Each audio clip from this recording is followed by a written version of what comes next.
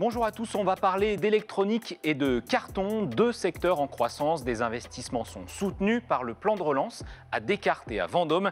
Et puis du nouveau sur le contrat emploi jeune, les détails à la fin de cet Essentiel Éco.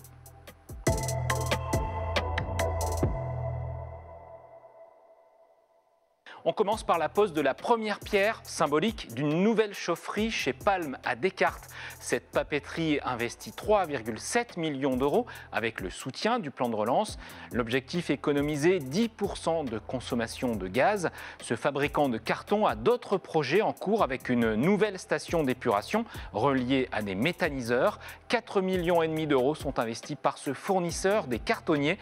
Le carton, c'est une matière première des emballages, un secteur qui profite du boom du e-commerce.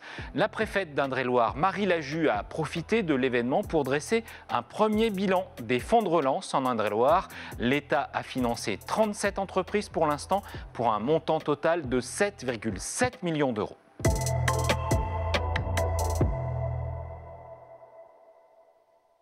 On prend la direction de Vendôme, où l'usine de SRT Microcéramique va aussi bénéficier du plan de relance.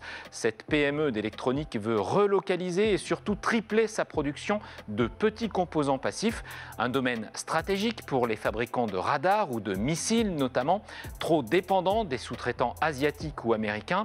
SRT a présenté un dossier plan de relance. L'entreprise va investir 1,3 million d'euros. L'État en finance la moitié. Un autre dossier d'actualité pour SRT, c'est la fabrication de composants pour les piles à combustible. Cette entreprise du Loir-et-Cher est positionnée sur ce créneau porteur des piles à hydrogène grâce à un transfert de technologie du CEA de Mons, un transfert qui a reçu le soutien du Conseil régional Centre-Val de Loire.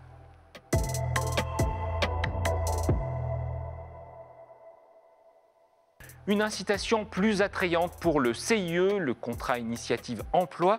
Pour les moins de 26 ans, la prise en charge par l'État vient d'être portée à 47% du SMIC brut versé.